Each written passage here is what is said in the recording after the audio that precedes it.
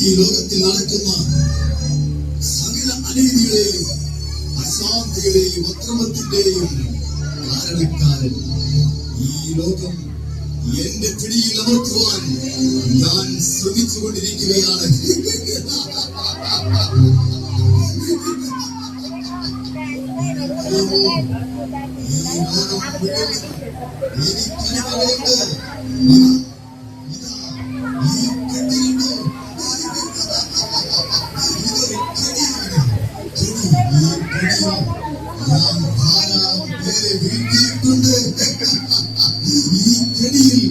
ആളുകൾ വീഴുന്നത് എങ്ങനെയാണെന്ന് നിങ്ങൾക്ക് കാണണ്ടേ? ഈ പെട്ടി ഇവിടെ ഇരിക്കട്ടെ, ഞാൻ അപ്പുറത്ത് മാറി നിൽക്കാം.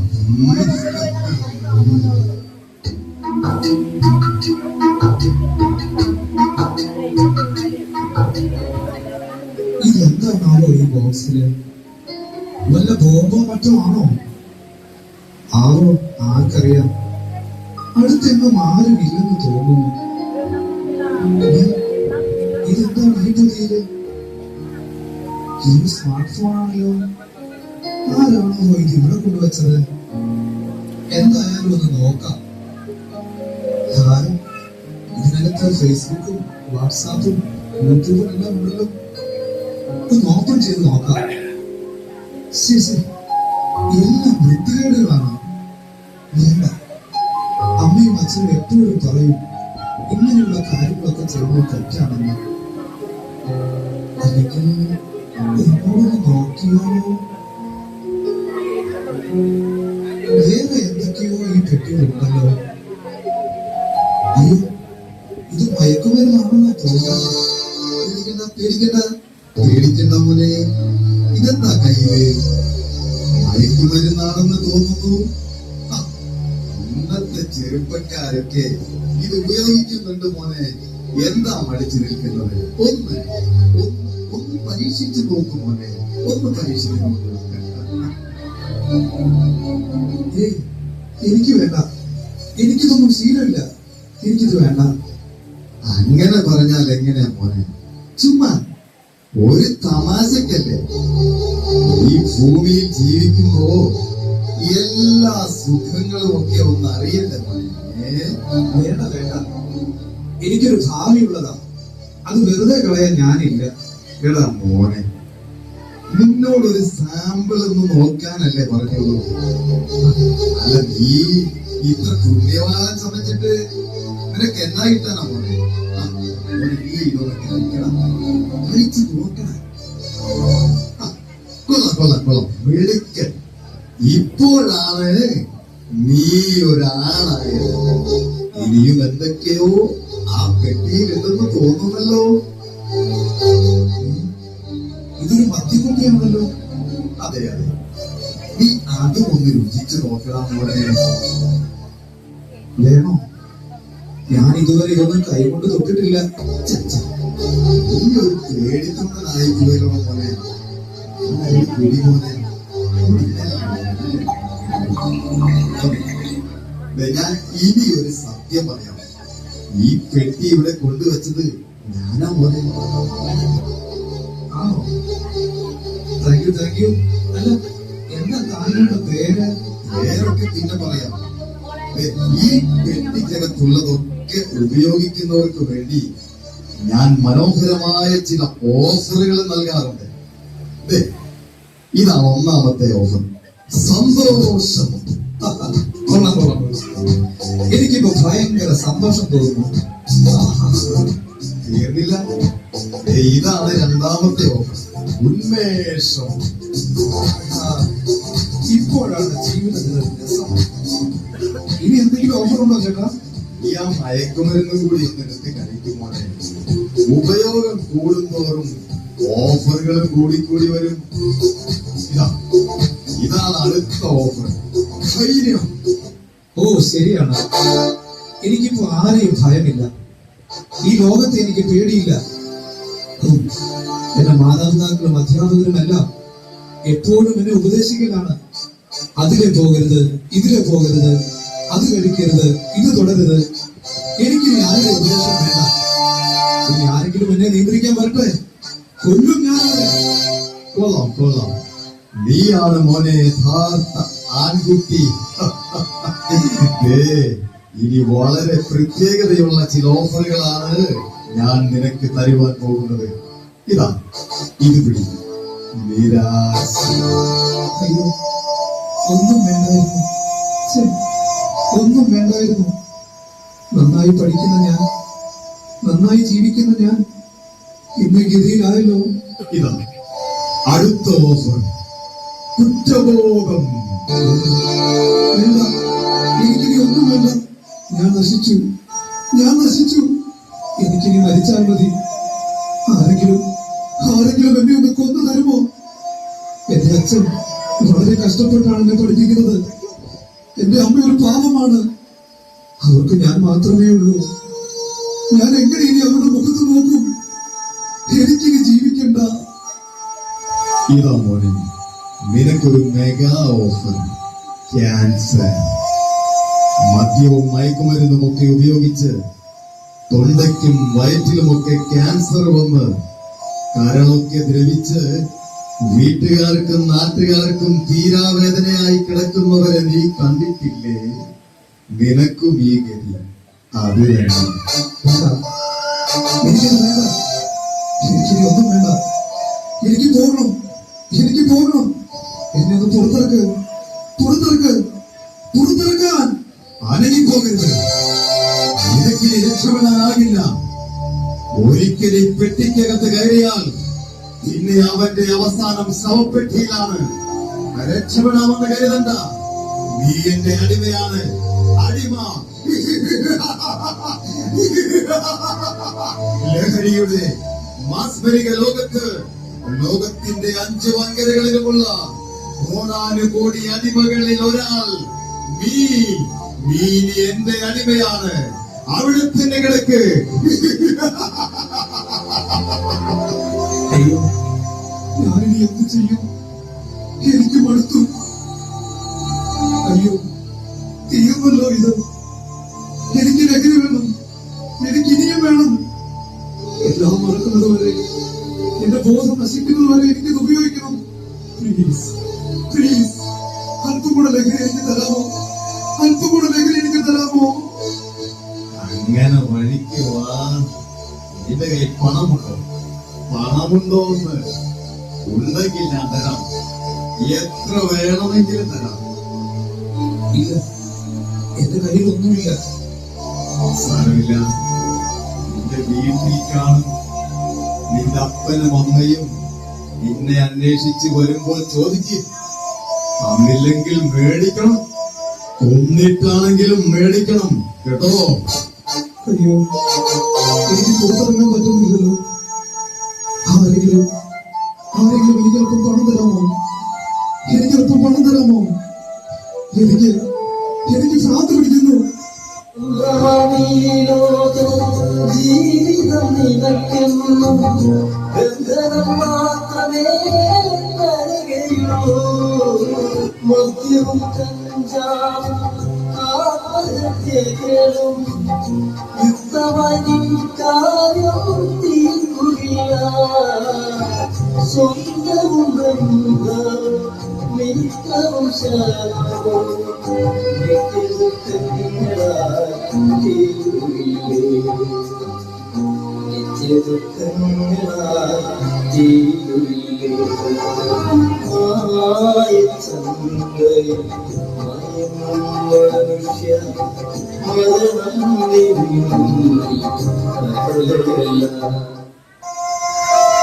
മോനെ, ഞങ്ങൾ നിന്നെ എവിടെയെല്ലാം അന്വേഷിച്ചു. അയ്യോ, എന്റെ മോനെ എന്ത് പറ്റി? എന്ത് കോലമാണോ ഇത്? എനിക്ക് പണം വേണം. എനിക്ക് ലഹരി വാങ്ങണം, അല്ലെങ്കിൽ ഞാനിപ്പോ ചത്തുപോകും. മോനെ, മുണ്ട് മുറുക്കി കൊടുത്ത് പട്ടിണി കിടന്നും കിടപ്പാടം വിട്ടു എല്ലുമുറിയെ തുണിയെടുത്തിട്ടാണ് നിന്നെ ഞങ്ങൾ പഠിപ്പിക്കുന്നത്. നീ ഒരു നല്ല നിലയിലായിട്ട് വേണം ഞങ്ങൾക്കൊന്ന് ശ്രമിക്കാൻ. പക്ഷേ നീ എന്തായി ഇങ്ങനെയായി പോയത്? അമ്മേ, അച്ഛാ, എനിക്ക് പണം തരാം. എനിക്ക് പണം വേണം. എനിക്ക് ഞാൻ നിങ്ങളെ കൊല്ലും. എനിക്ക് പണം വേണം.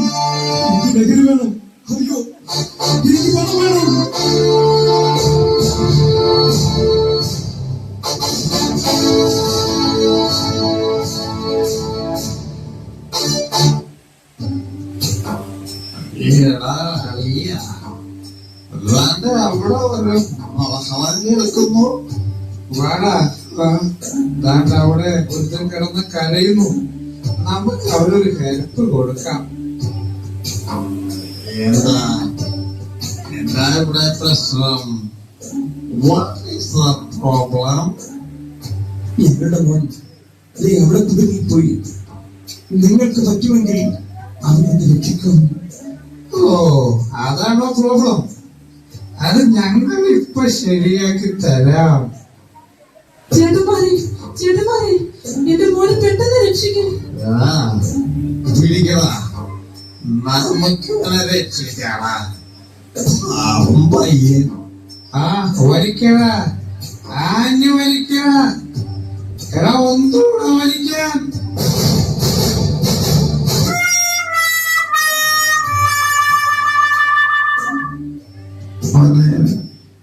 സോറി മോനെ, ഞങ്ങൾക്ക് നിങ്ങളെ രക്ഷിക്കാൻ പറ്റില്ല.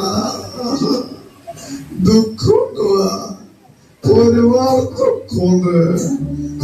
എന്തായാലും നിനക്ക് ഈ ഗതി വന്നല്ലോടാ.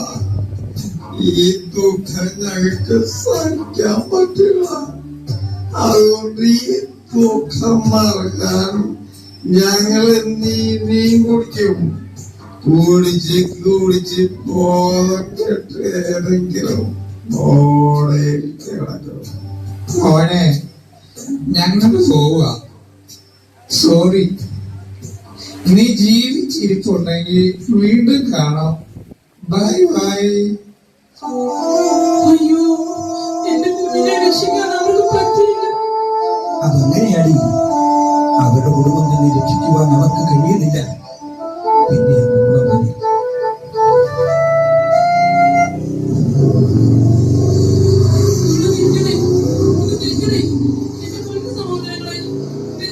ഇവരെ ഒന്ന് രക്ഷിക്കണം.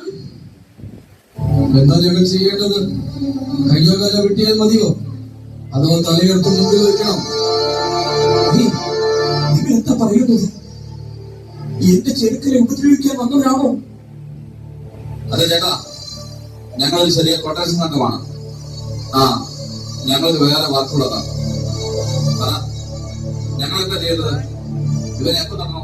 അയ്യോ, അവനെ ഒന്നും ചെയ്യരുത്. അത് ഞങ്ങളുടെ മകനാണ്. അവൻ ലഹരിക്കകത്ത് കുടുങ്ങിയിരിക്കുകയാണ്. എങ്ങനെയെങ്കിലും അവനെ നിങ്ങൾ രക്ഷിക്കണം. ഞങ്ങളെ വെറുതെ മെനക്കെടുത്തി. വാടാ പോകാം. അയ്യോ, അങ്ങനെ പറയരുത്. നിങ്ങൾ എങ്ങനെയെങ്കിലും അവനെ രക്ഷിക്കണം. ഞങ്ങൾ എന്ത് വേണമെങ്കിലും ചെയ്യാം. ഇത് വലിയ ശല്യമായല്ലോ. ഞങ്ങളിങ്ങനെ ചീപ്പ് കേസൊന്നും പിടിക്കാറില്ല. എന്തായാലും നിന്നല്ലേ, ഞങ്ങളൊന്ന് നോക്കട്ടെ. നിങ്ങൾ ആര് പറഞ്ഞോളെ തൊടാൻ? ചോദിക്കാൻ നീയാകാം. ഈ കാര്യത്തിൽ നീ ഇടപെടേണ്ട. പോ. ഞാനാരാണെന്നോ? ഞാനാണ് തിന്മ. ഇവൻ എന്റെ അടിമയാണ്. എന്റെ വലയിൽ നിന്നും ഇവനെ രക്ഷിക്കാൻ ആർക്കും കഴിയില്ല. മര്യാദയ്ക്ക് പോകുന്നതാണ് നിങ്ങൾക്ക് നല്ലത്. എന്താണെന്ന് കാണട്ടെ. ഞങ്ങൾക്കാണെങ്കിൽ ഈ വർക്കിനൊരു എതിരാളി ഇല്ലാത്തതുകൊണ്ട് ഒരു തുല്യമില്ലാതെ വിഷമിക്കുകയായിരുന്നു. അങ്ങനെയെങ്കിൽ ആദ്യം നിന്നെ ശരിയാക്കാം, എന്നിട്ട് ഇവന്റെ കാര്യം നോക്കാം.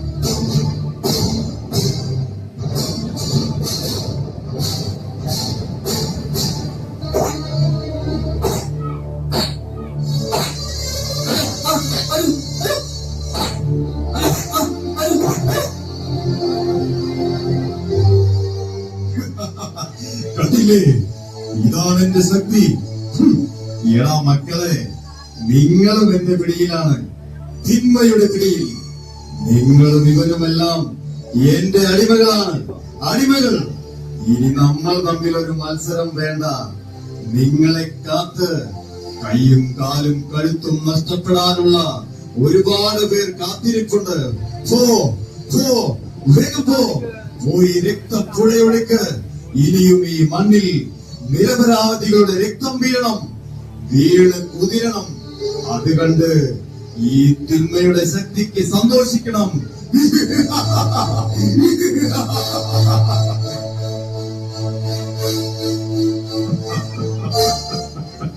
പാവങ്ങൾ, അവരറിയുന്നില്ല ഈ ചെയ്യുന്നതിനെല്ലാം പകരമായി അവരും ഇഞ്ചിച്ചായി അനുഭവിക്കുമെന്ന് തീയിലേക്ക് പറന്നെടുത്ത് ഒടുവിൽ ഒരു പിടിച്ചാരമായി മാറുന്ന ഈ ആമ്പാറ്റകൾ.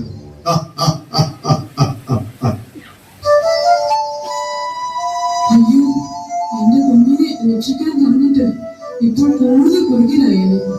ഭാഗ്യം കൊണ്ട് അവന്റെ ജീവൻ തിരിച്ചു കിട്ടിയത്. പോയത് നന്നായി. മറ്റുള്ളവരുടെ കഴുത്തും കാലും വെട്ടാൻ നടക്കുകയാണ്.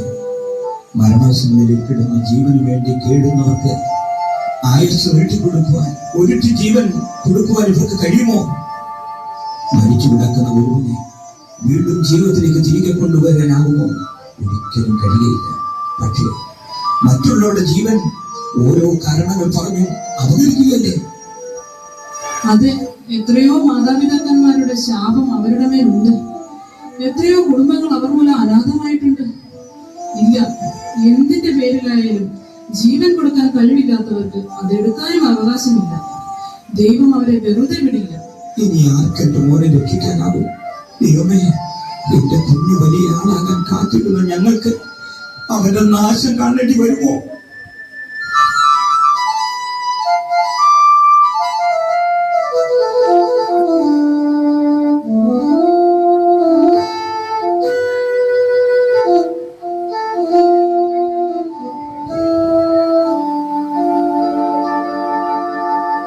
അല്ല, എന്താ നിങ്ങളിവിടെ ഇരിക്കുന്നത്? ഞങ്ങളുടെ മകൻ ഇവിടെ കുടുങ്ങി കിടക്കുക. അവനെ രക്ഷിക്കാൻ ആർക്കും പറ്റില്ല. ഞങ്ങൾ ഇനി ജീവിക്കുന്നില്ല. ജീവിച്ചിട്ട് കാര്യമില്ല. വല്ല റെയിൽ പാളത്തിലോ ഒരു മുഴം കയറിലോ ഒരു കുപ്പി വിഷത്തിലോ ജീവിതം അവസാനിപ്പിക്കാൻ പോവാം.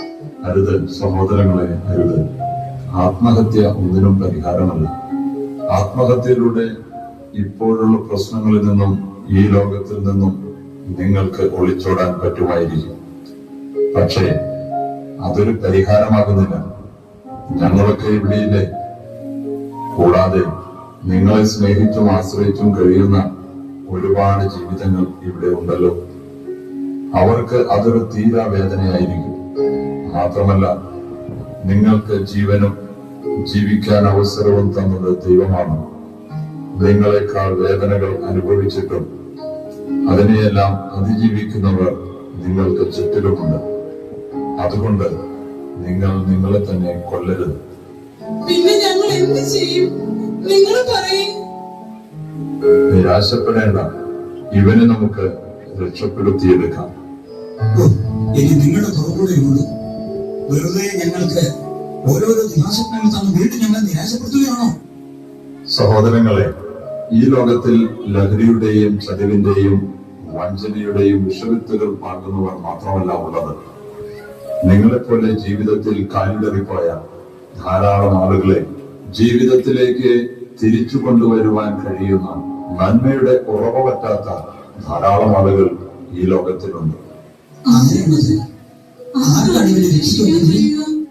നിയമപാലകരും ആരോഗ്യ പ്രവർത്തകരും ഗുരുജനങ്ങളും സന്നദ്ധ സംഘടനകളും ജനസേവകരും ഒക്കെയായി അവരവരുടെ കർമ്മപദങ്ങളിൽ ഉണർന്നു പ്രവർത്തിക്കുകയാണ്. അതുകൊണ്ട് നിങ്ങൾ പ്രതീക്ഷ കൈവിടരുത്. ഞാൻ ഇവനോടൊന്ന് സംസാരിക്കട്ടെ. കുഞ്ഞെ, എന്തായത്? നീ ചെറുപ്പമല്ലേ? നിനക്കിനിയും ഒരുപാട് ജീവിതം മുൻപിലുണ്ടല്ലോ. നോക്കൂ, ഈ ലഹരികളോട് നീ എന്നേക്കുമായി വിട പറയണം. നീയൊരു തീരുമാനമെടുത്താൽ, നന്നായി ജീവിക്കണമെന്ന് നീ തീവ്രമായി ആഗ്രഹിച്ചാൽ നിനക്ക് രക്ഷപ്പെടാൻ കഴിയും. എന്നെ രക്ഷിക്കാൻ ആർക്കും കഴിയില്ല. എനിക്ക് രക്ഷപ്പെടണമെന്നുണ്ട്. ഈ ലഹരിയിൽ നിന്ന് എനിക്ക് എങ്ങനെയെങ്കിലും ഒന്ന് രക്ഷപ്പെടണമെന്നുണ്ട്. പക്ഷേ അനേകരുടെ ജീവിതം തകർത്ത് കളഞ്ഞ ഈ ലഹരിയിൽ ഞാനും തീരാൻ പോവുകയാണ്. ഞാൻ നശിച്ചു ചേട്ടാ, നശിച്ചു. ഇല്ല മോനെ, ഇല്ല, നീ നശിക്കില്ല. എല്ലാ നിരാശയുടെ ചിന്തകളും മാറ്റിവെച്ചിട്ട് നോക്കൂ. ഈ മാതാപിതാക്കളും ഞങ്ങളും നിന്നെ ഉറ്റുനോക്കുന്ന ഈ സമൂഹവും നിന്റെ മടങ്ങിവരവിന് വേണ്ടി കാത്തിരിക്കുകയാണ്. മോനെ, ഒരു തമാശയ്ക്ക് ഒരു ചെറിയ പുകയിലൂടെ മിഠായിലൂടെ, സ്റ്റാമ്പിലൂടെയൊക്കെ നീ തുടങ്ങിവെച്ച ശീലമാണ് നിന്നെ ഇവിടെ വരെ എത്തിച്ചത്. മാനസിക പിരിമുറുക്കങ്ങളും വിഷാദവും ആത്മഹത്യ ചിന്തയും ഓർമ്മക്കുറവും ഉറക്കമില്ലായ്മയും കൊലപാതക ചിന്തയുമെല്ലാം നിന്നെ വേട്ടയാടുകയാണ്. കടുത്ത മാനസിക പ്രശ്നങ്ങളിലേക്കാണ് നീ പോകുന്നത്. മാതാപിതാക്കളെയും രക്തബന്ധങ്ങളെയും തിരിച്ചറിയുവാനോ ബഹുമാനിക്കുവാനോ സ്നേഹിക്കുവാനോ കഴിയാതെ പഠിച്ച് മിടുക്കനായി കുടുംബത്തിന്റെ അത്താണിയും നാളെ നാടിന്റെ ഉയർച്ചയ്ക്കും വളർച്ചയ്ക്കും ചുക്കാൻ പിടിക്കേണ്ടവനുമായ നിങ്ങളെ പോലെയുള്ളവർ ലഹരിക്ക് വേണ്ടി തലച്ചോറും ജീവിതവും പണയം വയ്ക്കുന്നതിനേക്കാൾ വലിയ വിഡ്ഢിത്തം വേറെയില്ല. ഇന്ന് നിന്നോടൊപ്പം ഈ മായാക്കാഴ്ചകളിൽ ആഘോഷിക്കുന്നവർ ഒടുവിൽ നീ ആശുപത്രിയിലോ വീടിന്റെ ഏതെങ്കിലും ഒരു കോണിലോ ഏതെങ്കിലും ഭ്രാന്താലയത്തിലോ അതുമല്ലെങ്കിൽ ജയിലറയിലോ ഒതുങ്ങിക്കൂടേണ്ടി വരുമ്പോൾ നിന്റെ കൂടെ കാണുകയില്ല. ലഹരി കിട്ടാതെ വരുമ്പോൾ അവർ പണത്തിനു വേണ്ടി നിന്നെ ലഹരിയുടെ കച്ചവടത്തിന് ഉപയോഗിച്ച് തിരിച്ചു വരാനാവാത്ത ചതിക്കുഴികളിൽ നിന്നെ കുടുക്കിയിടും. എത്ര കാലിച്ചരടു പൊട്ടിച്ചു മദ്യമേ, എത്ര ബാല്യങ്ങൾ അനാഥമായി, എത്ര കണ്ണീർ കടലു വറ്റിച്ചു മദ്യമേ, എത്ര മോഹപ്പൂക്കരിഞ്ഞു പോയി. ചോദ്യങ്ങളെല്ലാം ഒടുങ്ങുമ്പോഴുത്തരം ചോര ശബ്ദിക്കുന്ന കാഴ്ചയായി. ചോദ്യങ്ങളെല്ലാം ഒടുങ്ങുമ്പോഴുത്തരം ചോര ശബ്ദിക്കുന്ന കാഴ്ചയായി. വേണ്ട ഈ വേതാള ലഹരികളിലാറാടി വേദനിക്കേണ്ടതല്ലൊറ്റ ജന്മം. ഭാവിബോധത്തിൽ നിറം കെട്ടുപോകേണ്ട പാഴ്ചിത്രശാലയല്ലൊറ്റ ജന്മം. കുഞ്ഞെ, എന്താ ഇത്? നീ ചെറുപ്പമല്ലേ? നിനക്ക് ഇനിയും ജീവിതം ഒരുപാട് മുൻപിലുണ്ടല്ലോ. നോക്കൂ, ഈ ലഹരികളോട് നീ വിട പറയണം. നീ ഒരു തീരുമാനമെടുക്കാൻ നന്നായി ജീവിക്കണമെന്ന് നീ ചിന്തിക്കുകയാണെങ്കിൽ നിനക്ക് രക്ഷപ്പെടാൻ കഴിയും. എന്നെ രക്ഷിക്കാൻ ആർക്കും കഴിയില്ല. എനിക്ക് രക്ഷപ്പെടണമെന്നുണ്ട്. ഈ ലഹരിയുടെ പിടിയിൽ നിന്ന് എനിക്ക് എങ്ങനെയെങ്കിലും ഒന്ന് രക്ഷപ്പെടണമെന്നുണ്ട്. പക്ഷേ അനേകരുടെ ജീവിതം തകർത്ത് കളഞ്ഞ ഈ ലഹരിയിൽ ഞാനും തീരാൻ പോവുകയാണ്. ഞാൻ നശിച്ചു ചേട്ടാ, നശിച്ചു. ഇല്ല കുഞ്ഞെ, ഇല്ല. നീ അങ്ങനെ പറയരുത്. നീ നശിക്കില്ല. നിന്നെ സ്നേഹിക്കുന്ന ഒരാളുണ്ട്. നിന്നെ രക്ഷിക്കാൻ കഴിയുന്ന ഒരാൾ. എല്ലാ നിരാശയുടെ ചിന്തകളും മാറ്റിയിട്ട് നിന്റെ ഹൃദയം തുറന്ന് ഒന്ന് കേൾക്കൂ. ആ സ്നേഹവാനായ രക്ഷകന്റെ ഉള്ളി നിനക്ക് കേൾക്കാൻ കഴിയുന്നില്ലേ? മകനേ, നീയൻ പ്രാണൻ വിടാ, എന്നെന്നും നീ എന്റെ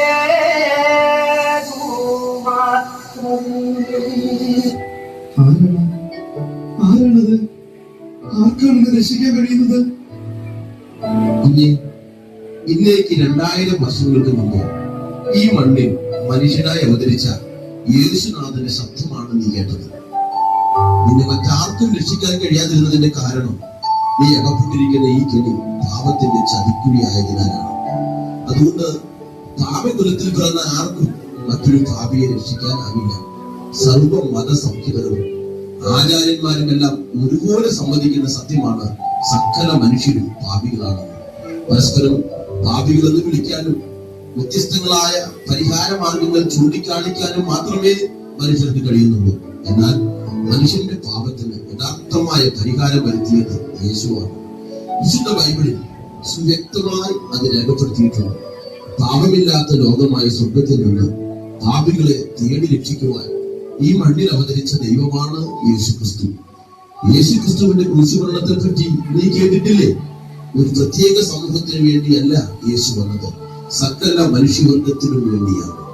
അതാ നോക്ക്, ആ മരക്കുരിശിൽ ദേഹമെല്ലാം ഒരു ചാലുപോലെ അടിച്ച് കീറത്തിട്ടവനായി തലയിൽ മുൾക്കിരീടം തറയ്ക്കപ്പെട്ട് കൈകാലുകൾ ആണിയാൽ തുളയ്ക്കപ്പെട്ട് കിടക്കുന്ന യേശുവിനെ കുഞ്ഞെ നിനക്ക് കാണുവാൻ കഴിയുന്നില്ലേ?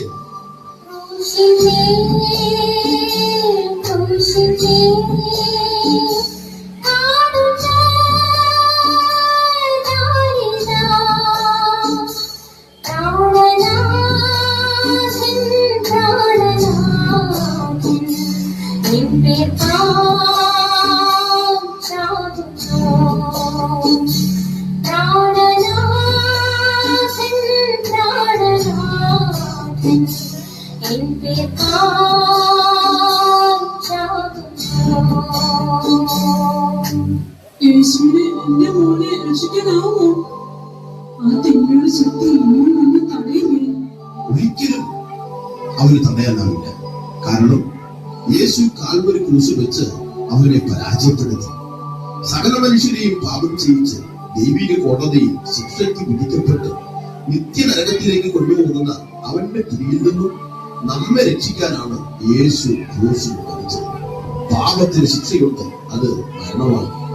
യേശു നമുക്കായി അത് ഏറ്റുവാങ്ങി. അന്നത്തെ യഹൂദ മത കോടതികളും റോമാ ഗവൺമെന്റും ഒക്കെ 5 കോടതികളിൽ 7 പ്രാവശ്യം മാറി മാറി വിസ്തരിച്ചിട്ടും ആർക്കും യേശുവിൽ ഒരു തെറ്റും കണ്ടെത്താനായില്ല. ഒരു ചെറിയ തെറ്റിന് പോലും ക്രൂരമായ ശിക്ഷ വിധിക്കുന്ന റോമാ ഗവൺമെന്റിന്റെ പ്രതിനിധിയായ പിലാത്തോസ് അവനെ നോക്കി പറഞ്ഞു, ഇവരിൽ ഞാൻ ഒരു തെറ്റും കാണുന്നില്ല.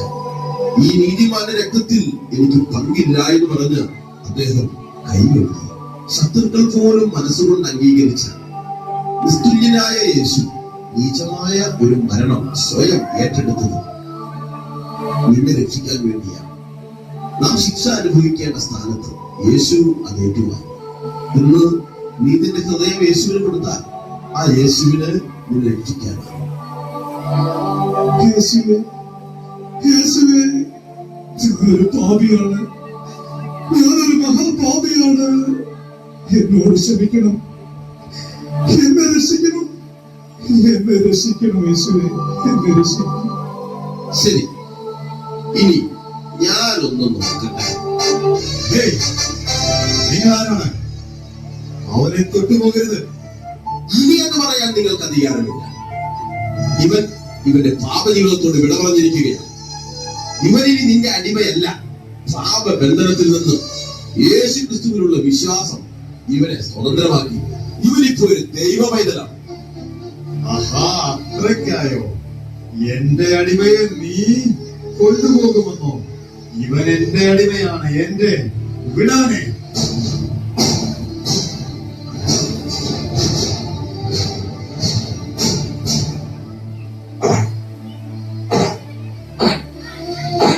അയ്യോ, എനിക്ക് നിങ്ങളെ തൊടാൻ പറ്റുന്നില്ലല്ലോ. ഏതോ അദൃശ്യമായ ശക്തി എനിക്കെതിരെ യുദ്ധം ചെയ്യുന്നുണ്ട്. ഓ, നിങ്ങൾ ഇവനെയും രക്ഷപ്പെടുത്തിയല്ലേ? ഇനി ഞാൻ ഇവിടെ നിന്നിട്ട് കാര്യമില്ല. മോനെ, ദൈവം നിനക്ക് തിരിച്ചു തന്നു. ഇനി നീ ഒരു തെറ്റിലേക്കും പോകരുത്. പ്രിയമുള്ളവരെ, ഇത് നാം ഉണരേണ്ട സമയമാണ്. ഇനി ഈ നാട് ലഹരിയുടെയോ പീഡനത്തിന്റെയോ ആത്മഹത്യകളുടെയോ വാർത്തകളില്ലാതെ പുലരട്ടെ. നമ്മുടെ യുവതലമുറ ലക്ഷ്യബോധത്തോടെ സമൂഹത്തിന്റെ നന്മയ്ക്കായി വളരട്ടെ. അതിനായി നമുക്കൊരുമിച്ച് കരം കോർക്കാം. ലഹരിമുക്ത നാട് നമ്മുടെ ലക്ഷ്യം. ശിരസുയർത്തി പറയുകലഹരി കടിപ്പെടേടുന്നാളും ശിരസുയർത്തി പറയുകലഹരി കടിപ്പെടേടുന്നാളും വരം കണക്കി കിട്ടിയ ജീവിതം എറിഞ്ഞുടയ്ക്കുകയില്ല. വരം കണക്കി കിട്ടിയ ജീവിതം എറിഞ്ഞുടയ്ക്കുകയില്ല. ശിരസുയർത്തി ശിരസുയർത്തി ശിരസുയർത്തി പറയുക ഒരു നാളും